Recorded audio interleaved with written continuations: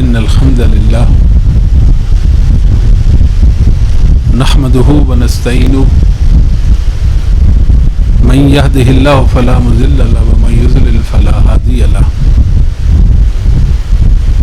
أشهد أن لا إله إلا الله وحده لا شريك له وأشهد أن محمدا عبده ورسوله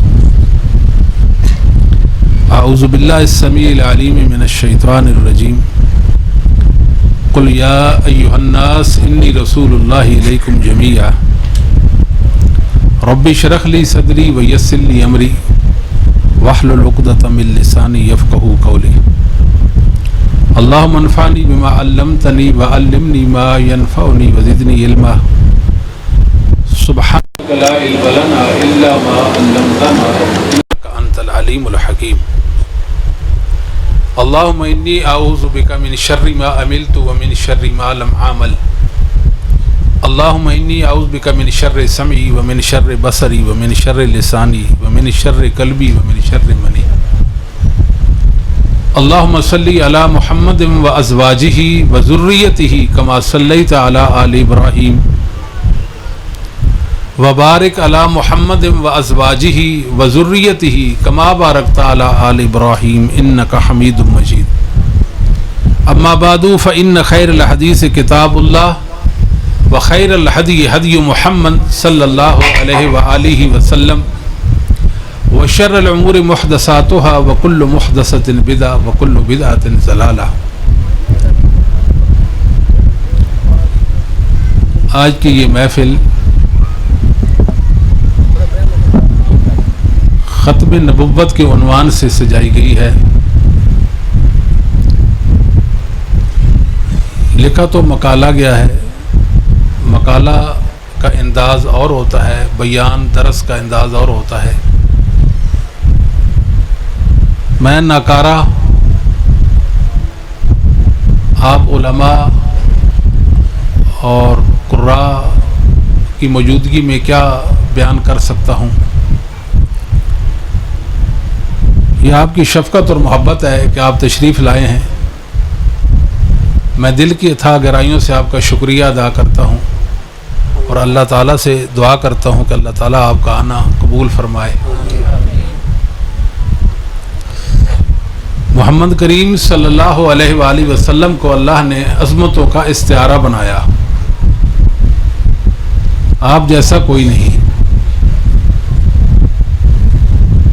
رسول اللہ صلی اللہ علیہ وآلہ وسلم کو بے شمار سعادتوں سے نوازا گیا. ہر سعادت سے بڑی سعادت یہ کہ آپ کو خاتم النبیین بنایا گیا. مسند احمد میں حدیث ہے، اس کی سند حسن ہے، انی عند اللہ مکتوب لخاتم النبیین.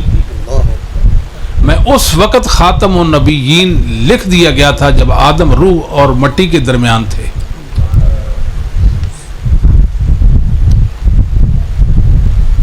بعض لوگ اس حدیث یا اس جیسی دیگر روایات کا یہ مطلب بیان کرتے ہیں کہ نبی کریم صلی اللہ علیہ وآلہ وسلم تمام نبیوں سے پہلے نبی بنا دیے گئے تھے. ہمارے علماء نے اور خصوصاً شیخ الاسلام ابن تیمیہ رحمہ اللہ تعالیٰ نے لکھا ہے کہ اگر کوئی انسان یہ عقیدہ رکھے کہ رسول اللہ صلی اللہ علیہ وسلم تمام نبیوں سے پہلے نبی، وہ تو کافر ہے. اس میں احتیاط چاہیے. مطلب کیا ہے کہ میں اس وقت نبی لکھ دیا گیا تھا اور خاتم النبیین بھی لکھ دیا گیا تھا جب آدم روح اور جسد کے درمیان تھے. اللہ نے میرے مقدر میں نبوت لکھ دی تھی. میرا خاتم النبیین ہونا لکھ دیا تھا. یہ معنی اس کا بنتا ہے. ورنہ تو ہمارے نبی کریم صلی اللہ علیہ وسلم سب سے آخر میں آئے ہیں اور 40 سال کی عمر میں اللہ نے آپ کے سر اقدس پر نبوت اور رسالت کا تاج سجایا. آپ پہلے تو نبی نہیں تھے. اگر آپ کو پہلے نبی مانے اس کا مطلب آپ کے بعد دیگر انبیاء جتنے بھی ہیں وہ آپ کے بعد آئے ہیں. یہ تو واضح کفر ہے. پھر آپ آخری نبی تو نہ ہوئے. مسلمان جس معنی میں رسول اللہ صلی اللہ علیہ وسلم کی نبوت کو آخری نبوت سمجھتے ہیں وہ یہی ہے کہ آپ سب سے آخر میں آئے ہیں اور آخری نبی ہیں. جیسے کہ صحیح مسلم کی حدیث ہے کہ انی آخر الانبیاء، میں نبیوں میں سب سے آخر میں آیا ہوں. وَإِنَّ مَسْجِدِي آخر المساجد، میری مسجد جو نبیوں نے مسجدیں تعمیر کی ہیں ان میں آخری مسجد ہے. یہ صحیح مسلم کی حدیث ہے. تو ہمارے نبی کریم صلی اللہ علیہ وسلم سب سے آخر میں آئے ہیں. سوچنے کی بات ہے کہ اتنا واضح مسئلہ اور اسلام کا اساسی اور بنیادی مسئلہ ختم نبوت کا مسئلہ، اس میں بھی بعض ناہنجار رسول اللہ صلی اللہ علیہ وآلہ وسلم سے یہ عظمت، یہ سعادت چھیننے پر درپے ہو گئے. جو آپ کے بعد نبوت کا مدعی ہو، متنبی، جھوٹا نبوت کا دعوے دار ہو، گویا وہ رسول اللہ صلی اللہ علیہ وسلم سے یہ عظمت و سعادت چھیننا چاہتا ہے جو اللہ نے آپ کے مقدر میں کی، آپ کو آخری نبی اور رسول بنایا. سب سے پہلی بات تو یہ ہے، قرآن کریم نے بڑی شد و مد کے ساتھ رسول اللہ صلی اللہ علیہ وسلم کی نبوت کے آخری ہونے کے حوالے سے بیان کیا ہے کہ آپ خاتم النبیین ہیں، آخری نبی ہیں. لیکن سوچنے کی بات ہے، یہ نہیں بیان ہوا کہ آپ کے بعد بھی کوئی نبی آئے گا. یعنی ختم نبوت کی بات تو ہی ہے، آپ کے بعد کسی نبی کی بات نہیں ہوئی. یہاں رک کر ایک اور بات بھی سمجھے کہ شبہ واقع کیا جاتا ہے کہ جی نبی کریم صلی اللہ علیہ وسلم آخری نبی ہیں تو پھر عیسیٰ دنیا میں آئیں گے. ہم کہتے ہیں کہ آخری نبی ہونے کا مطلب یہ ہے کہ رسول اللہ صلی اللہ علیہ وسلم کے بعد کوئی نبی پیدا نہیں ہوگا، کوئی نبی مبعوث نہیں ہوگا. وہ تو پہلے مبعوث ہو گئے تھے، وہ پہلے گزر چکے ہیں ان کی نبوت کا سلسلہ. اب اللہ نے ان کو آسمانوں پر زندہ اٹھا لیا، قیامت کے قریب وہ زمین پر اتریں گے، اللہ کے دین کو بالا اور غالب کریں گے. رسول اللہ صلی اللہ علیہ وآلہ وسلم کے ہیں آپ نبی. نبوت تو ایسا اعزاز ہے جو کبھی کسی سے سلب نہیں ہوتا. آپ ہوں گے نبی مگر امتی نبی ہوں گے، پیروی رسول اللہ صلی اللہ علیہ وسلم کے دین کی کریں گے. اسپیکر کو اتنا ٹھیک نہیں ہے. اچھا لائٹ بھی تھوڑا پریشان، تھوڑا سا. اچھا جی ٹھیک ہے، آپ توجہ فرما رہے ہیں جی. دوسری بات یہ ہے، پہلی بات سمجھ آئی کہ ختم نبوت، خاتم النبیین ہونے کا ذکر تو قرآن نے کر دیا. آپ کے بعد کسی نبی کے متعلق قرآن خاموش. ختم نبوت آپ کو خاتم النبیین تو کہا گیا، قرآن نے بتا دیا آپ خاتم النبیین ہیں، مگر آپ کے بعد کسی نبی کے آنے کے حوالے سے قرآن خاموش، کوئی بات نہیں. دوسری بات یہ ہے کہ رسول اللہ صلی اللہ علیہ وسلم سے پہلے جتنے انبیاء علیہم الصلوۃ والسلام دنیا میں تشریف لائے، ہر نبی نے اپنے بعد آنے والے نبی کے متعلق خبر دی تھی. جیسے کہ عیسیٰ علیہ الصلوۃ والسلام نے ہمارے نبی کریم صلی اللہ علیہ وآلہ وسلم کے متعلق فرمایا تھا، میرے بعد آنے والے کا نام احمد ہوگا، میرے بعد آنے والے کا نام احمد ہوگا. یہ خبر دی عیسیٰ علیہ الصلوۃ والسلام نے. مگر رسول اللہ صلی اللہ علیہ وآلہ وسلم نے کیا فرمایا؟ فرمایا انا خاتم النبیین لا نبی بعدی. عیسیٰ کہتے ہیں میرے بعد آنے والا نبی اس کا نام احمد ہوگا. آپ کیا فرماتے ہیں؟ میں خاتم النبیین ہوں لا نبی بعدی، میرے بعد کوئی نبی نہیں. آپ کو فرق سمجھ آتا ہے؟ پہلے نبیوں میں سے ہر نبی نے اپنے بعد آنے والے نبی کے متعلق خبر دی ہے. ہمارے نبی کریم صلی اللہ علیہ وسلم نے کیا فرمایا؟ لا نبی بعدی، میرے بعد کوئی نبی نہیں. آگے کیا فرمایا؟ کچھ جھوٹے ہوں گے جو نبوت کے دعوے دار ہوں گے، ان بین ید الساعۃ کذابین فاذروہ ہم، میرے بعد یعنی قیامت کے قریب جھوٹے ہوں گے جو اپنے آپ کو نبی کہتے ہوں گے، آپ نے ان سے بچ کے رہنا ہے، آپ نے ان سے بچ کے رہنا ہے۔ بات سمجھ آتی ہے کہ نہیں؟ یہ فرق سمجھتے جائیے۔ پھر قرآن کریم نے بہت سارے قیامت سے پہلے اہم واقعات جو رونما ہونے والے تھے ان کے متعلق بتایا۔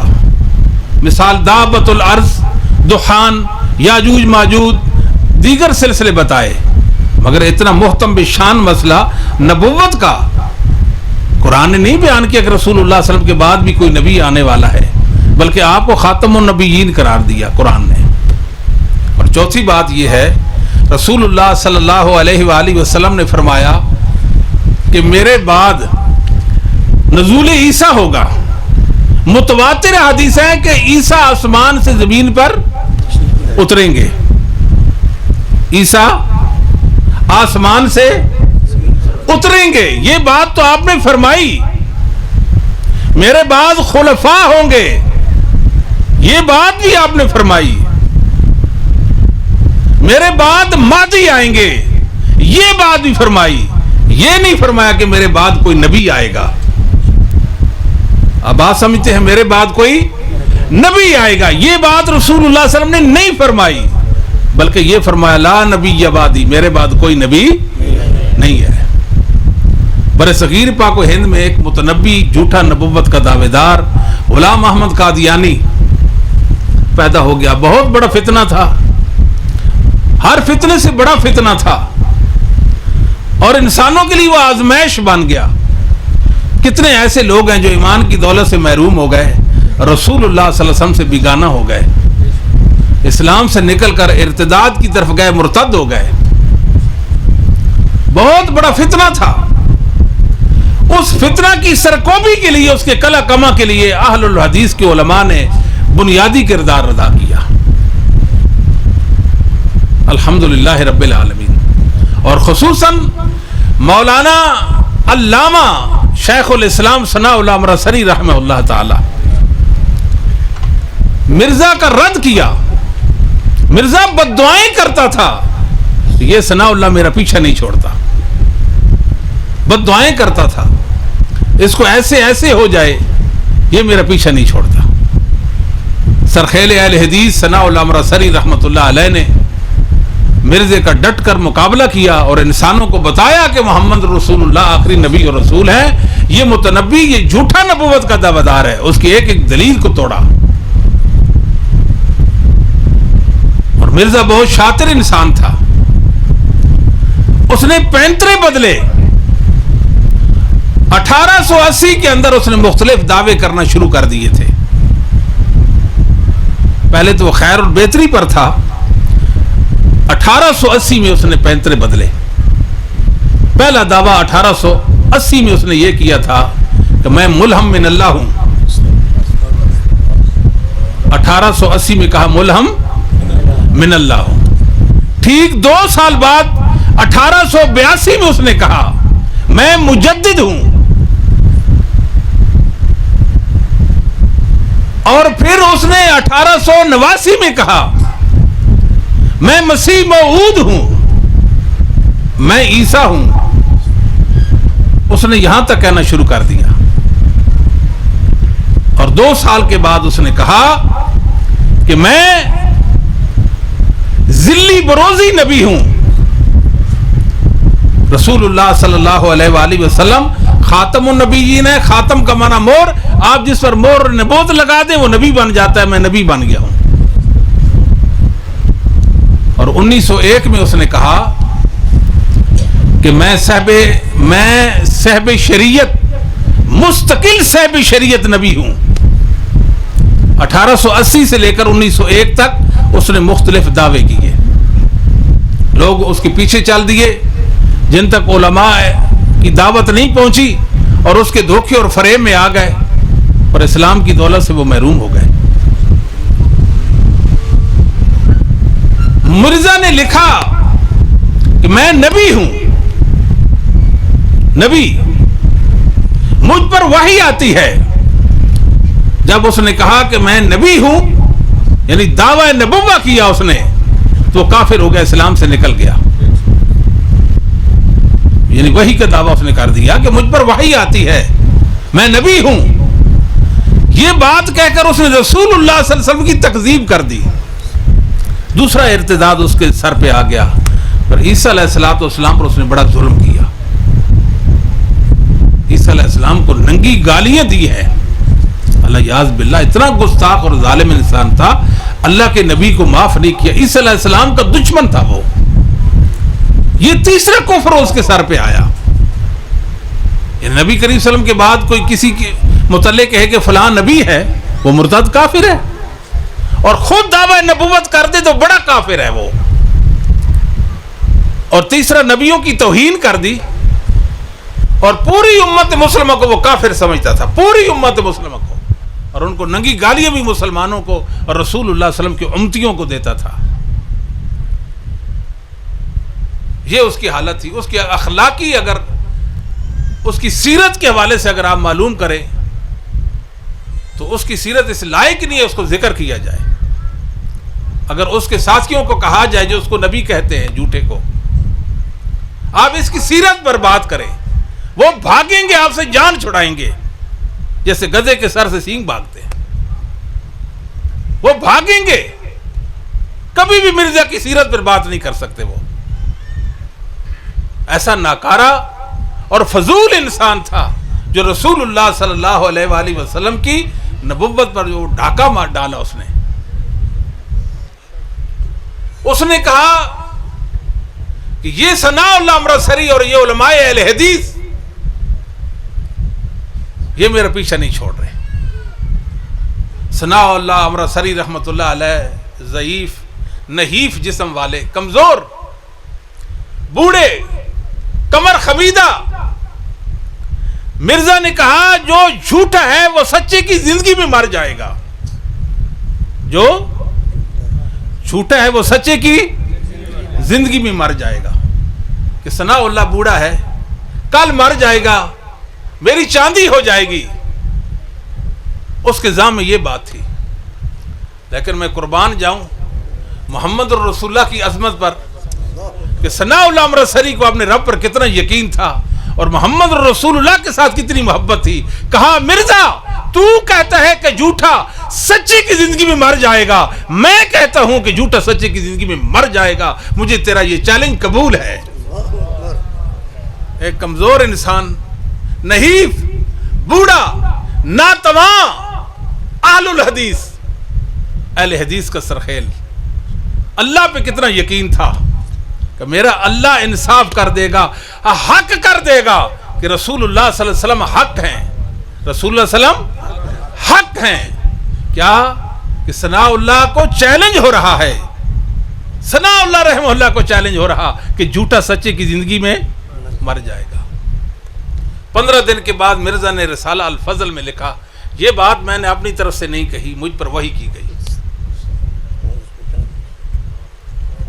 سبحان اللہ, آسمان ساکت ہے, زمین پر, زمین سوچنے کی بات ہے کہ یہ بوڑھا انسان, نحیف و کمزور جسم والا کتنا وقت جیتا ہے, کیا ہوتا ہے, سچا کون جھوٹا کون, فیصلہ ہونے والا ہے.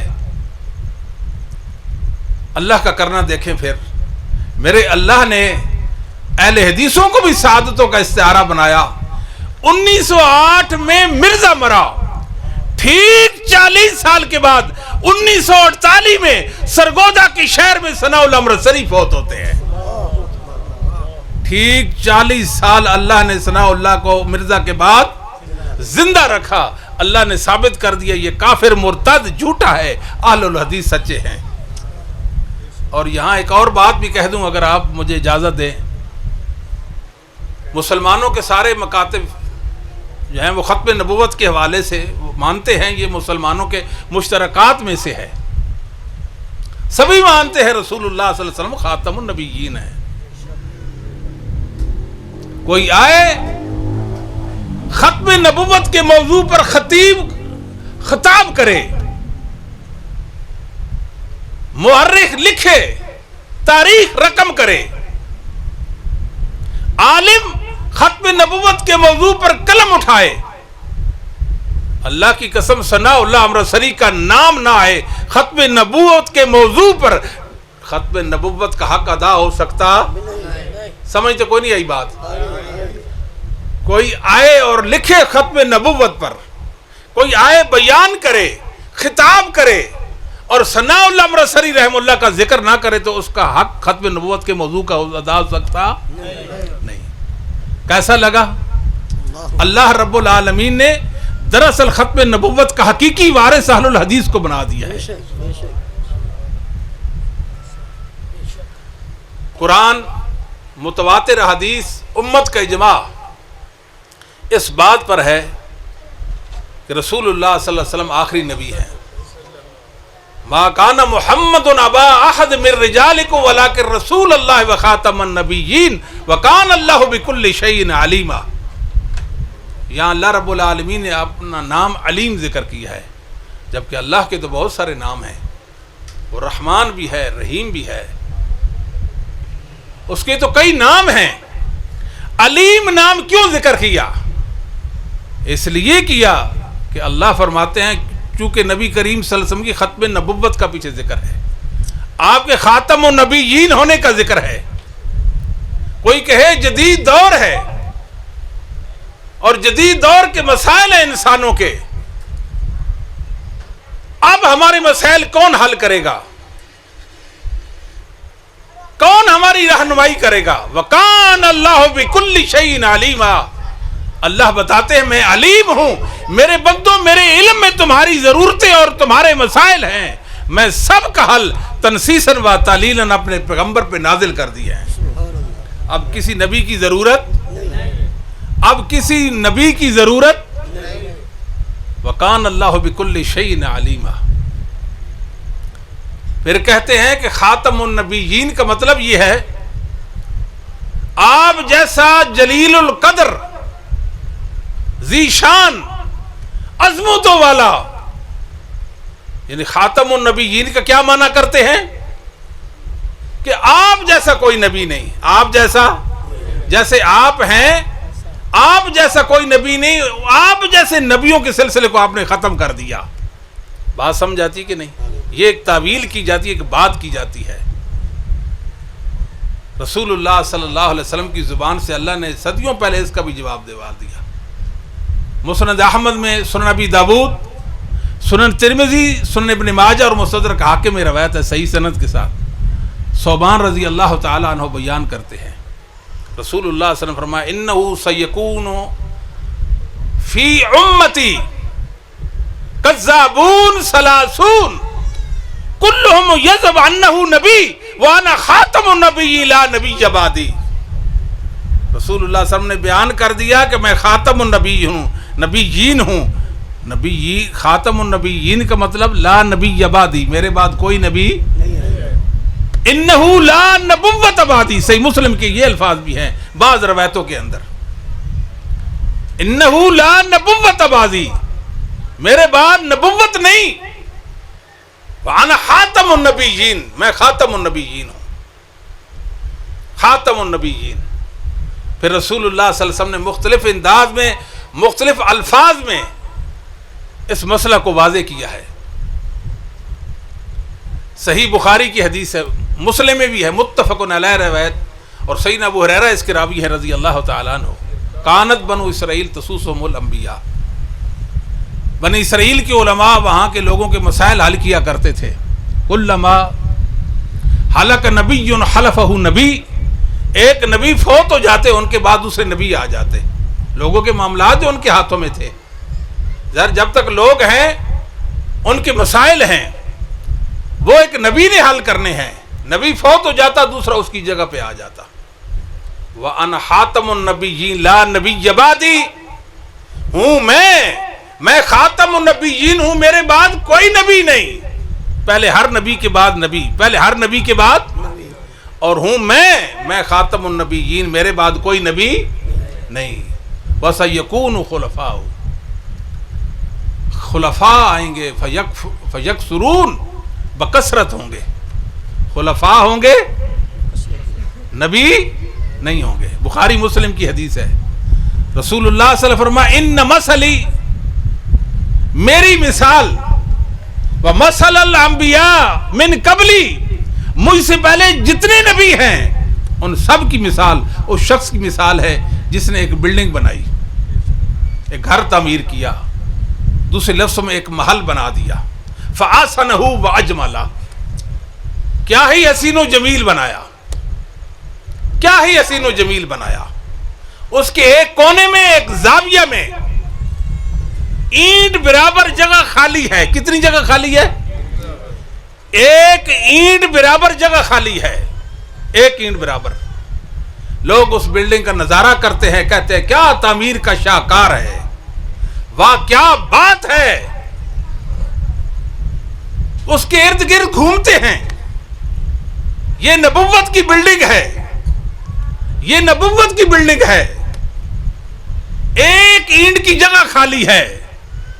لوگ کہتے ہیں کہ یہ اینٹ کی ایک جگہ خالی ہے، وَنَا لَبِنَا وَأَنَا خَاتَمُ النَّبِيِّينَ، میں وہ اینٹ ہوں جو ایک اینٹ کی جگہ خالی تھی، مجھے وہاں چسپاں کر دیا گیا، وَأَنَا خَاتَمُ النَّبِيِّينَ، نبوت کی بلڈنگ مکمل ہو گئی، اب کوئی نبی نہیں آئے گا۔ کیسی مثال دے کر آپ نے بات سمجھائی ہے، مثال کے ساتھ آپ نے بات سمجھائی ہے۔ اور یہ جو ہے کہتے ہیں کہ خاتم النبیین، قرآن کریم میں جو اللہ رب العالمین نے فرمایا ہے، ہمارے علماء نے، اہل علم نے ہر دور میں ختم نبوت کے حوالے سے بیان کیا اور عقیدہ ختم نبوت پر پیرا دیا ہے۔ جھوٹے نبوت کے دعوے دار ان کا رد کیا۔ صحیح مسلم میں روایت رسول اللہ صلی اللہ علیہ وسلم نے فرمایا انا موضع اللبنہ، میں وہ اس اینٹ کی جگہ لگا دیا گیا، چسپاں کر دیا گیا، وَأَنَا مَوْضِعُ اللَّبَنَ لَبِنَا، میں وہ اینٹ ہوں، اس اینٹ کی جگہ مجھے لگا دیا گیا۔ ختم بِیَ الْأَنْبِیَاء، اللہ نے مجھ پر انبیاء کے سلسلے کو ختم کر دیا۔ وَأَنَا مَوْضِعُ اللَّبِنَ، ایک روایت میں ہے کہ میں اس اینٹ کی جگہ ہوں، مجھے وہاں لگا دیا گیا۔ جئت فخدمت الانبیاء، میں آیا ہوں، نبیوں کے سلسلے کو میں نے ختم کر دیا ہے۔ یہ رسول اللہ صلی اللہ علیہ وسلم کے الفاظ ہیں صلی اللہ علیہ وآلہ وسلم۔ امام طبری رحمہ اللہ تعالیٰ 310 ہجری میں فوت ہوتے ہیں، بہت بڑے مفسر، محدث، فقیہ ہیں۔ اللہ نے بہت سارے اوصاف سے آپ کو نوازا تھا۔ کیا شان رکھتے تھے امام ابن جریر طبری رحمہ اللہ تعالیٰ، 310 ہجری میں فوت ہونے والے۔ تفسیر ابن جریر کے اندر لکھتے ہیں، خاتم النبیین کا معنی لکھتے ہیں، خاتم النبیین الذی ختم النبوہ فطبع علیہا فلا تفتح لأحد بعدہ الی قیام الساعہ۔ خاتم النبیین کا مطلب نبوت کو ختم کر دیا، آپ کے بعد کوئی نبوت کا سلسلہ نہیں۔ فطبع علیہا، مور لگا دی گئی، مور لگا دی گئی۔ سلسلہ دیکھیں نا، کوئی چیز باندھتے ہیں نا، باندھنے کے بعد اس پر مور لگا دیتے ہیں، مور کھولیں گے اس چیز تک دسترس ہوگی، ایسے ہی ہے کہ نہیں؟ سیل، مور لگا دی گئی، فلا تفتح لأحد بعدہ الی قیام الساعہ، یہ مور قیامت تک کسی کے لیے نہیں کھلے گی۔ یہ جھوٹے کہتے ہیں کہ ہم نبی ہیں، اور مزے والی بات یہ کہتے ہیں جی نبی آ سکتے ہیں، کیوں کہ دیکھیں جی حالات کیسے ہیں، تو تمہارا نبی آ کر اس نے کیا، یہ کون سے چاند چڑھائے ہیں جھوٹے نیک؟ اور پھر ان سے پوچھے نبی آ سکتے ہیں، اس کے پہلے کون سے آیا اور اس کے بعد کون سا آئے گا؟ اگر کوئی آئے دعویٰ کر دے جھوٹا متنبی، کیا اس کو نبی مانو گے؟ مسلمان اس معاملہ میں سنجیدگی نہیں ظاہر کرتے، ہمیں افسوس اس بات پر ہوتا ہے۔ ان کا ایک ربوہ میں ہسپتال ہے، دل کا ہسپتال ہے۔ کئی سنی مسلمان ہم نے دیکھے ہیں، دل کو کوئی مسئلہ بنتا ہے، کوئی رہنمائی کرتا ہے تو ربوہ چلے جاتا ہے۔ رسول اللہ صلی اللہ علیہ وسلم کو ایذا دیتے ہیں، ناسمجھی اور جہالت کی بنا پہ، ان میں شعور نہیں ہے۔ میں تو بڑی محبت میں اور عقیدت میں رسول اللہ صلی اللہ علیہ وسلم کی عقیدت میں کہا کرتا ہوں، میرا ایک دل ہے، اگر 100 دل بھی ہو اور یہ پھٹ جائے، میں محمد رسول اللہ کی عظمت پر پھٹ جائے تو مجھے قربان ہے، کبھی ان کے اسپتال میں جانے کے لیے تیار ہو سکتا؟ سمجھ نہیں آئی؟ رسول اللہ کے دشمنوں کے ساتھ، ختم نبوت کے ڈاکوؤں کے ساتھ ہمارا کوئی تعلق نہیں ہے، کوئی دعا سلام نہیں، کوئی رشتہ ناتا نہیں، کوئی اٹھک بیٹھک نہیں، کوئی مراسم و تعلقات نہیں، کوئی لین دین نہیں، کوئی ان کے ساتھ ہمارا کوئی معاشرتی سلسلہ نہیں ہے. سوشل بائیکاٹ ہے رسول اللہ صلی اللہ علیہ وسلم کے دشمنوں کے ساتھ. ان کی مصنوعات کے حوالے سے ہمیں پتہ چل جائے یہ فلاں پروڈکٹس ان کی ہے، ہم اس کو دیکھنا بھی پسند نہیں کرتے ہیں. رسول اللہ صلی اللہ علیہ وسلم سے حیا آتی ہے کہ اللہ کے نبی کو کہیں یہ خاتم النبیین، اور اس جھوٹے کو نبی ماننے والوں کی پروڈکٹس ہم استعمال کریں. ان کے لیے سوشل بائیکاٹ چاہیے، سوشل بائیکاٹ چاہیے. سمجھاتی ہے بات کہ نہیں جی؟ اپنے ایمان کی فکر کریں. تھوڑے دن ہیں زندگی ہم نے دنیا میں گزارنی ہے، اللہ کے پاس چلے جانا ہے. رسول اللہ صلی اللہ علیہ وسلم کے متعلق آپ کی نبوت کے حوالے سے ہمارا عقیدہ صاف ستھرا عقیدہ ہونا چاہیے. اس میں کوئی لچک نہیں، کوئی کمزوری نہیں ہونی چاہیے. ابن عطیہ ایک مفسر گزرے ہیں، اگرچہ وہ اشری مذہب ہیں، تعویلات کرتے ہیں صفات باری تعالیٰ نے، ایک اچھے مفسر ہیں. یہ 541 ہجری میں فوت ہوتے ہیں، یعنی 6 صدی کے انسان ہیں. یہ 5ویں 6 صدی کے. ما کان محمد ابا احد، اس آیت کے تحت لکھتے ہیں هذه الالفاظ عند جماعت علماء الامه خلفا وسلفا متلقات على العموم التام مقتضیۃ نصا انه لا نبی بعده صلی اللہ علیہ وآلہ وسلم. آپ لکھتے ہیں یہ جو الفاظ ہیں خاتم النبیین کے، سلف و خلف علماء امت اس بات پر اتفاق رکھتے ہیں، یہ عام ہیں، یہ عام ہیں. آپ کے بعد کوئی نبی، آپ کے بعد کوئی نبوت کسی بھی معنی میں نہیں، کسی بھی معنی میں نہیں. ساتھ ساتھ یہ کہ یہ ختم نبوت پر نص ہے کہ آپ کے بعد کوئی نبی نہیں ہے. قل یا ایھا الناس انی رسول اللہ الیکم جمیعا. الناس کے اندر انسان، بنی نوع انسان، پوری انسانیت اور جن بھی شامل ہیں. لغت کی کتابوں کو دیکھیں کہ میں پوری انسانیت کے لیے، جن و انس کے لیے، جن و انس کے لیے، اول سے لے کر آخر کے لیے، یعنی مجھ سے لے کر قیامت تک جتنی بھی جن اور جتنے بھی انسان ہیں سب کی طرف میں اللہ کا رسول بنا کر بھیجا گیا. قاضی ایاز رحمہ اللہ تعالیٰ یہ 544 ہجری میں فوت ہوتے ہیں. ان کی کتاب ہے شفا. انہ ارسل کافۃ للناس واجمعت الامہ علی حمل ھذا الکلام علی ظاہرہ، کہ پوری امت ان الفاظ کو اپنی ظاہر معنی پر لیتی ہے. کیا؟ کہ رسول اللہ صلی اللہ علیہ وآلہ وسلم جن و انس کی طرف مبعوث کیے گئے ہیں، جن و انس کی طرف مبعوث کیے گئے ہیں. صحیح مسلم کی حدیث ہے، انی ارسلت الی الخلق کافۃ، میں پوری انسانیت کی طرف بھیجا گیا ہوں، پوری انسانیت کی طرف. آخری انسان کے لیے بھی اللہ نے مجھے ہادی بنا کر بھیجا ہے، آخری انسان کے لیے بھی. اسی طرح جابر بن عبداللہ رضی اللہ تعالیٰ کی روایت بخاری مسلم میں، کان النبی یبعث الی قومہ خاصتاً، کہ ہر نبی اپنی قوم کی طرف خاص طور پر بھیجا جاتا تھا، ایک قوم میں بھیجا جاتا تھا. بعثت الی الناس عامہ، میں پوری انسانیت کی طرف بھیجا گیا ہوں. یہ حدیث اس آیت کی تعبیر و تفسیر کرتی ہے. وما ارسلناک الا کافۃ للناس بشیرا ونذیرا ولکن اکثر الناس لا یعلمون، کہ مجھے پوری انسانیت کی طرف بھیجا گیا ہے، پوری انسانیت کی طرف، تمام کے تمام انسانوں اور جنوں کی طرف مبعوث کیا گیا ہے.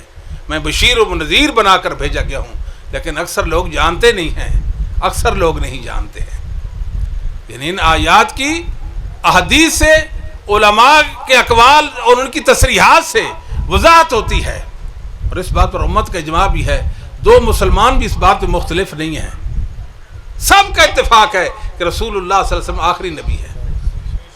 یہ تقسیم کرتے ہیں کہ یہ ذلی نبی ہے، یہ بروزی نبی ہے، یہ تشریع نبی ہے، یہ غیر تشریع نبی ہے. ہم یہ کہتے ہیں کہ خاتم النبیین، خاتم کا جو لفظ ہے اس کو خاتم بھی پڑھتے ہیں اور خاتم بھی پڑھتے ہیں۔ خاتم اگر اس کو پڑھے اس کے دو معنوں کا احتمال ہو سکتا ہے، یہ اسم فاعل بنے گا، اسم فاعل مطلب نبوت کو ختم کرنے والا، نبوت کو یعنی آپ کے بعد کوئی نبوت نہیں ہے، یا اسم اعلیٰ خلاف قیاس ہوگا، اعلیٰ ختم، اللہ نے آپ کے ذریعے نبوت اور رسالت کے سلسلہ کو ختم کر دیا۔ اس لیے ابن جریر طبری رحمہ اللہ فرماتے ہیں کہ خاتم النبیین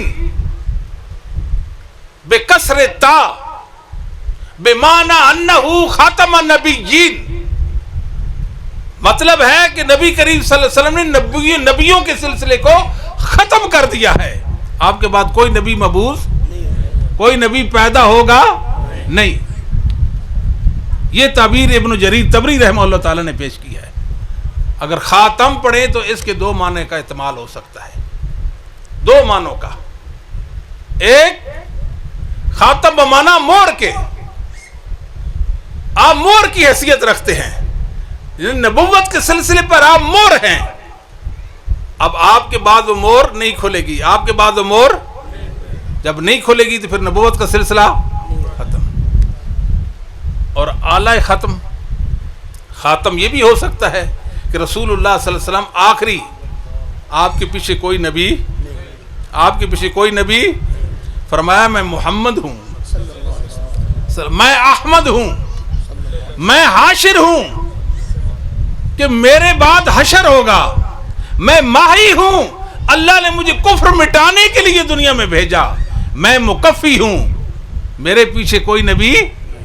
یہ کافیہ جو ہوتا ہے شعر کے آخر میں ہوتا ہے نا، کفا گدی کو کہتے ہیں، یہ پیچھے ہے، یہ پیچھے ہے، میرے پیچھے کوئی نبی، میں عاقب ہوں الذی لیس بعدہ نبی، عاقب وہ ہوتا ہے جس کے بعد کوئی نبی نہیں، میں عاقب ہوں۔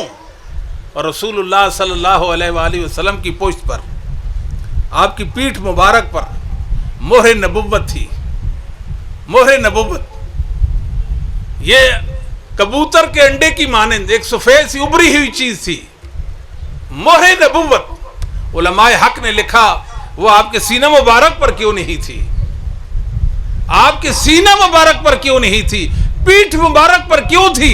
اس لیے تھی اللہ بتانا چاہتے ہیں محمد صلی اللہ علیہ وسلم نبوت کے سلسلے پر مور ہیں، آپ کے بعد کوئی نبی، آپ کے پیچھے کوئی نبی پیدا نہیں ہوگا، کوئی نبی مبعوث نہیں ہوگا۔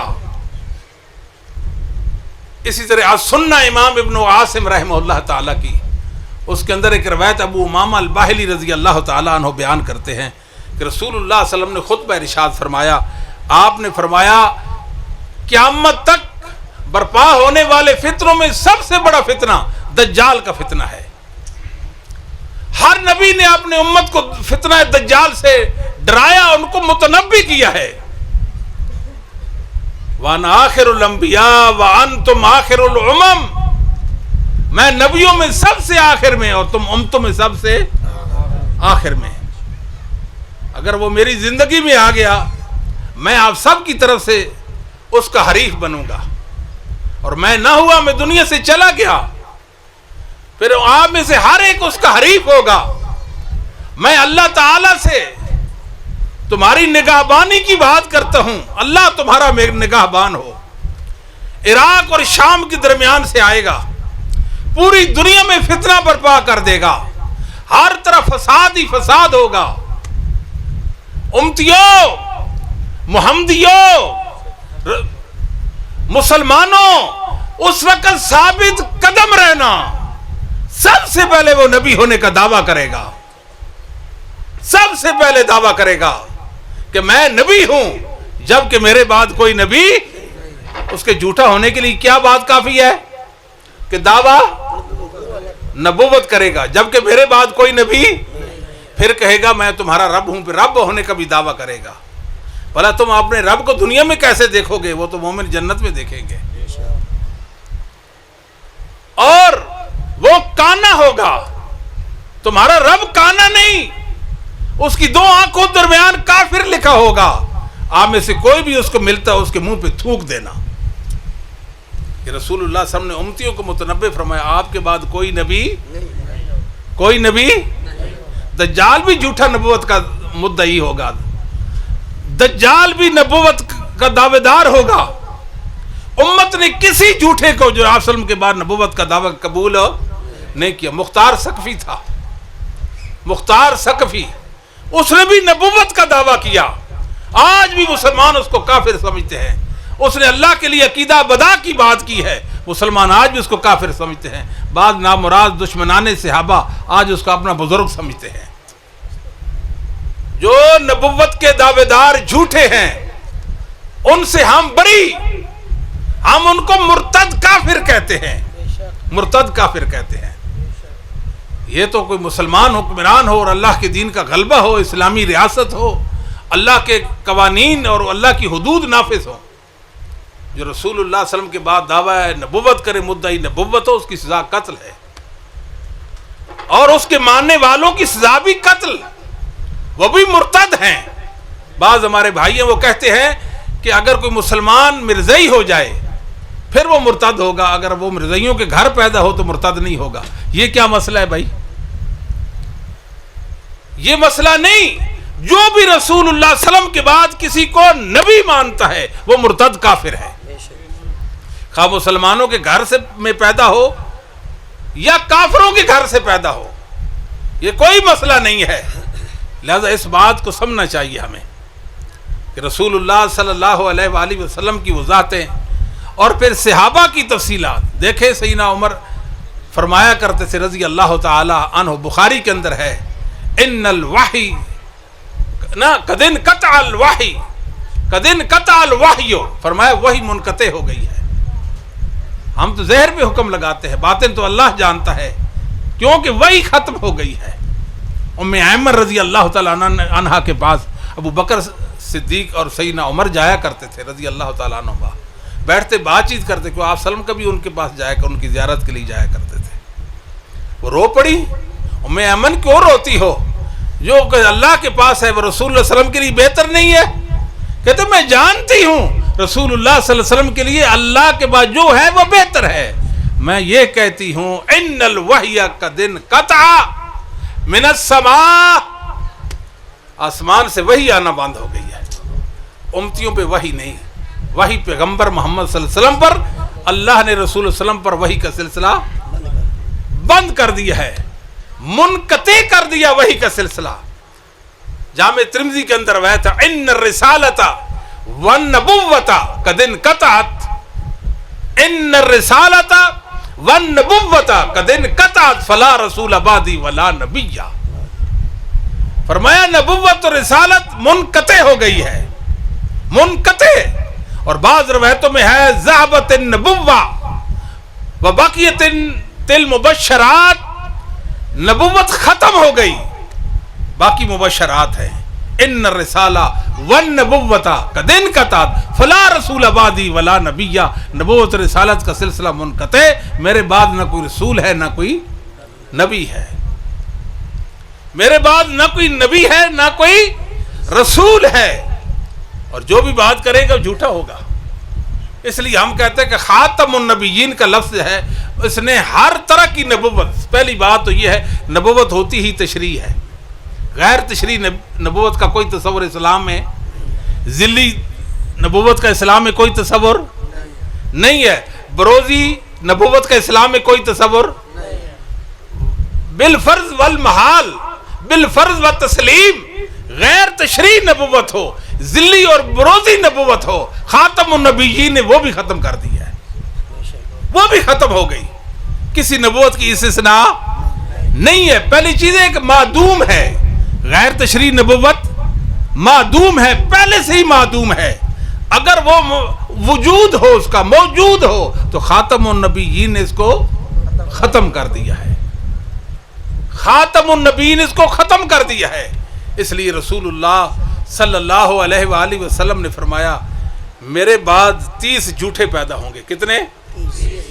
30 جھوٹے پیدا ہوں گے، قریباً من 30، بخاری کے الفاظ ہیں، कुल्लुहुम यज़म अन्नहु रसूलुल्लाह, हर एक दावा करेगा मैं रसूल हूँ। वाना खातमुन नबी ला नबी बादी, वो कैसे रसूल हैं? मैं खातमुन नबीयीन हूँ, मेरे बाद नबी नहीं, और उनका दावा नबुव्वत और रिसालत का होगा।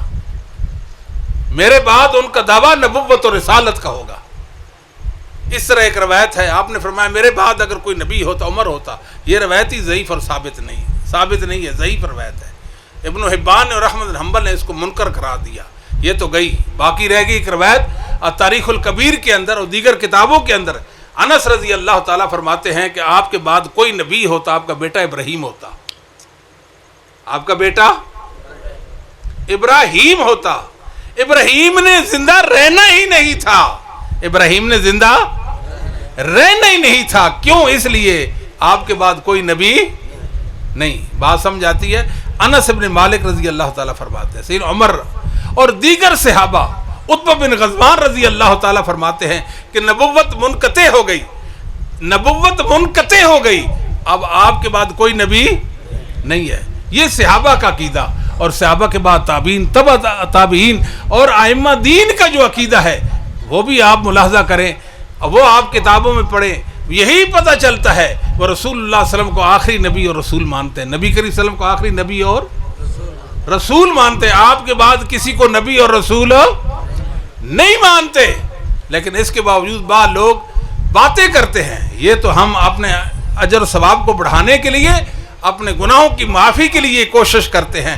कॉन्फ्रेंसें भी मुनक़िद हो जाती हैं, उलमा किताबें भी लिखते हैं ख़त्म नबुव्वत के मौजू पर कि चले हम इसमें हिस्सा डालें, इस खैर के अंदर रसूलुल्लाह सल्लल्लाहु अलैहि वसल्लम के साथ मोहब्बत का इजहार करें, इस्लाम की खिदमत हो और मुसलमानों को तसल्ली और तशफ़ी हो, वरना ज़रूरत ही नहीं है, ज़रूरत ही नहीं। कोई कहता है मैं नबी हूँ, मुझे और आपको कोई हक नहीं, बताओ तुम्हारे पास नबी होने की दलील क्या है? ये बात करने के हम मजाज ही नहीं है। क्यों कहेंगे जब आपके बाद नबुव्वत है ही नहीं? सवाल क्यों है कि तू नबी है तो क्यों नबी है? उसको कहेंगे कि तू झूठा है, तू मुतनबी है, तू झूठा है, तू मुतनबी है। रसूलुल्लाह सल्लल्लाहु अलैहि वसल्लम ने मुख्तलिफ अंदाज इख्तियार किए। बुखारी मुस्लिम की हदीस है, अली रजी अल्लाह ताला को आपने ग़ज़वा तबूक के मौके पर बच्चों में और औरतों में छोड़ दिया। सवाल पैदा हुआ, अली कहने लगे अल्लाह के नबी सल्लल्लाहु अलैहि वसल्लम मुझे औरतों और बच्चों में आप घर में निगरान बनाकर छोड़े जा रहे हैं। अमा तर्ज़ा अन तकून मिन्नी बिमंज़िलत हारून मिन मूसा इल्ला अन्नहु ला नबी बादी, क्या आपको ये इम्तियाज़ खुश नहीं करता? क्या आपको ये बात खुश नहीं करती? आप मेरे लिए ऐसे जैसे हारून मूसा के लिए है, हाँ मेरे बाद कोई नबी। सही मुस्लिम, इन्नहु ला नबुव्वत बादी, मेरे बाद कोई नबुव्वत, मेरे बाद कोई नबुव्वत नहीं। मुसैलमा कज़्ज़ाब था, दावे नबुव्वत किया, अबू बकर सिद्दीक़ ने उसके खिलाफ तलवार उठाई, उसको और उसके साथियों को कत्ल कराया। ये सहाबा की सुन्नत है। ये किसकी सुन्नत है? सहाबा की सुन्नत है। जो रसूलुल्लाह सल्लल्लाहु अलैहि वसल्लम के बाद मुद्दई नबुव्वत हो, मुतनब्बी, झूठा दावादार नबुव्वत का, उसको जीने का इस्लाम ने कोई हक नहीं दिया। हमारे तो लोगों ने उनको एक रियासत बना के दिया अपने मुल्क के अंदर, उनको जीने का कोई हक नहीं है। वो मुजरिम हैं। किसके? अल्लाह के रसूल के, वो मोमिनों के, इस्लाम के मुजरिम हैं कि अल्लाह के रसूल सल्लल्लाहु अलैहि वसल्लम से अजमत छीनना चाहते हैं। इतनी बड़ी शहादत, हर शहादत से बड़ी शहादत कि मुहम्मदुर रसूलुल्लाह आखिरी नबी, आपके बाद कोई नबी नहीं। व आखिरु दावाना अल्हम्दुलिल्लाहि रब्बिल आलमीन।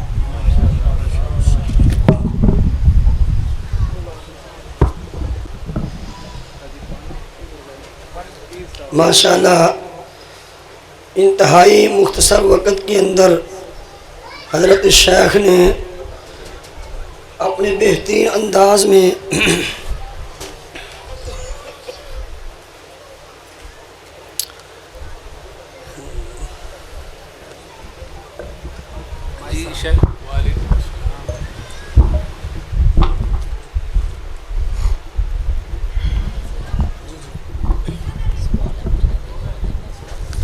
अच्छा जी, तशरीफ रखिए 2 मिनट के लिए, अगर आप इजाज़त दे दें। जी जी, तशरीफ रखिए, इधर आएँ। भाई पूछते हैं क्या मोहम्मद रसूलुल्लाह गैब जानते हैं? फ़कुल इन्नमल गैबु लिल्लाह اللہ فرماتے ہیں غیب اللہ کا خاصہ ہے. غیب کس کا خاصہ ہے؟ کسی نبی کے پاس غیب نہیں، کسی ولی کے پاس غیب نہیں. اللہ کے سوا کوئی بھی غیب دان نہیں. اللہ غیب جانتے ہیں، اللہ کے سوا کوئی غیب نہیں جانتا. اللہ تعالیٰ نبیوں کو غیب کی خبریں دیتے ہیں، نبیوں کو غیب کی خبریں دیتے ہیں، اور وہ وحی کے ذریعے سے ہوتی ہیں. کس ذریعے سے؟ وحی کے ذریعے سے. سیدہ عائشہ رضی اللہ تعالی عنہ فرمایا کرتی تھی، بخاری مسلم کی حدیث ہے، جو یہ کہے کہ رسول اللہ صلی اللہ علیہ وسلم عالم الغیب ہیں وہ جھوٹ بولتا ہے. کیا محمد رسول اللہ رفع الیدین کے بغیر نماز پڑھی ہے؟ ہاں، ایک اور بات بھی کہو، علم غیب کے حوالے سے آپ بہت سارے دلائل قرآن سے اور حدیث سے لوگ آپ کے غیب داں ہونے کے حوالے سے پیش کرتے ہیں. ہم کہتے ہیں دین قرآن اور حدیث سمجھا جا چکا ہے. توجہ جی توجہ. ائمہ محدثین نے، صحابہ نے، تابعین، تبع تابعین، ائمہ دین نے دین کو سمجھا ہے، دین کی نصوص کو سمجھا ہے، اور ان مطابق اپنا عقیدہ بھی بنایا اور عمل بھی بنایا ہے. پہلے جتنے مسلمان ائمہ دین سب کے سب یہ کہتے تھے النبی لا یعلم الغیب، النبی لا یعلم الغیب، اور یہ کہتے ہیں النبی یعلم الغیب. فرق آپ کے سامنے ہے. ان نصوص سے اگر نبی پاک صلی اللہ علیہ وسلم کا ان آیات سے عالم الغیب ثابت ہونا، عالم الغیب ہونا ثابت ہوتا، اول حقدار صحابہ تھے، تابعین، تبع تابعین، ائمہ دین تھے. نبی پاک کے بارے میں یہ عقیدہ رکھتے کہ آپ عالم الغیب ہیں، جبکہ کسی صحابی، تابعی یا کسی تبع تابعی یا کسی مسلمان امام کا یہ عقیدہ نہیں ہے. کہتے ہیں کیا محمد رسول اللہ صلی اللہ علیہ وسلم رفع الیدین کے بغیر نماز پڑھی ہے؟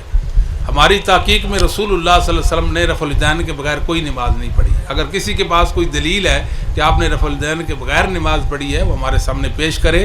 ہم ائمہ کے سامنے اس کو پیش کر دیں گے کہ اس کے حوالے سے ہمیں بتائیں کہ کیا صورتحال ہے، یہ صحیح ہے یا ضعیف ہے، یہ ثابت ہے یا غیر ثابت ہے، اس سے یہ مسئلہ ثابت ہوتا ہے یا نہیں ہوتا. ہم تو اہل الحدیث ہیں نا، ہم تو محدثین عظام کے نقش قدم پر چلتے ہیں. ہماری دلیل محدثین کا علم اور ان کی دلیل اللہ کی وحی ہے. تو اللہ کی وحی میں یہ چیز ثابت نہیں ہے.